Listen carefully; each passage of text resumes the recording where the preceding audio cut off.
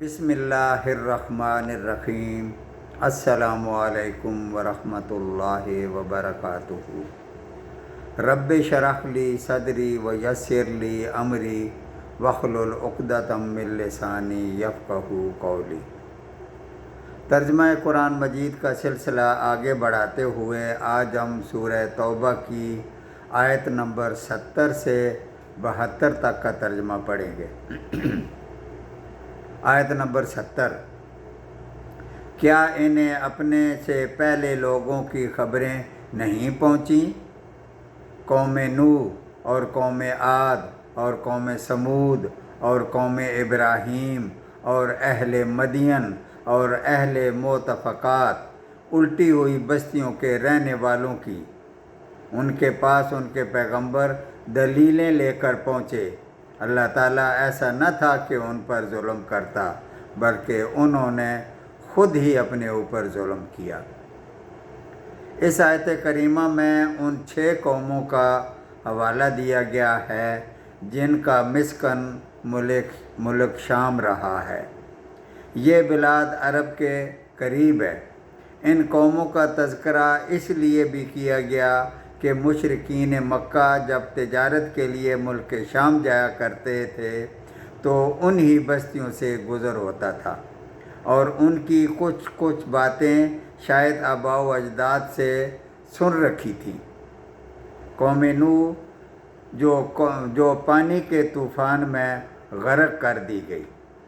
قوم عاد جو قوت اور طاقت میں ممتاز ہونے کے باوجود تیز آندھی سے ہلاک کر دی گئی۔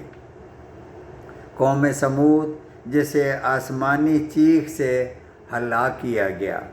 قوم ابراہیم جس کے بادشاہ نمرود بن کنعان بن کوش کو مچھر سے مروا دیا گیا۔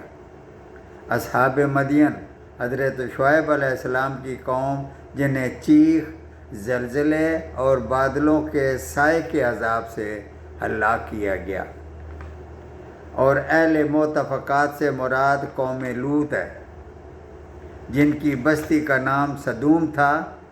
ان پر ایک تو آسمان سے پتھر برسائے گئے، دوسرا ان کی بستی کو اوپر اٹھا کر نیچے پھینکا گیا، جس سے پوری بستی اوپر نیچے ہو گئی۔ اس وجہ سے انہیں اصحاب مؤتفقات کہا جاتا ہے۔ ان سب قوموں کے پاس ان کے پیغمبر جو انہی قوم کا فرد ہوتا تھا آئے، لیکن انہوں نے ان کی باتوں کو کوئی اہمیت ہی نہیں دی، بلکہ تکذیب اور عناد کا راستہ اختیار کیا، جس کا نتیجہ بالآخر عذاب الہی کی شکل میں نکلا۔ آیت نمبر 71۔ اور مومن مرد اور مومن عورتیں ایک دوسرے کے مددگار اور دوست ہیں۔ وہ بھلائیوں کا حکم دیتے ہیں اور برائیوں سے روکتے ہیں، نمازوں کو پابندی سے بجا لاتے ہیں، زکوٰۃ ادا کرتے ہیں، اللہ تعالیٰ کی اور اس کے رسول کی بات مانتے ہیں۔ یہی لوگ ہیں جن پر اللہ تعالیٰ بہت جلد رحم فرمائے گا۔ بے شک اللہ تعالیٰ غلبے والا اور حکمت والا ہے۔ آیت نمبر 72۔ ان ایماندار مردوں اور عورتوں سے اللہ نے ان جنتوں کا وعدہ فرمایا ہے جن کے نیچے نہریں بہتی ہیں، جہاں وہ ہمیشہ ہمیشہ رہنے والے ہیں، اور ان صاف ستھرے پاکیزہ محلات کا جو ان جنتوں میں ہیں۔ اور اللہ تعالیٰ کی رضامندی سب سے بڑی چیز ہے، یہی زبردست کامیابی ہے۔ صدق اللہ العظیم۔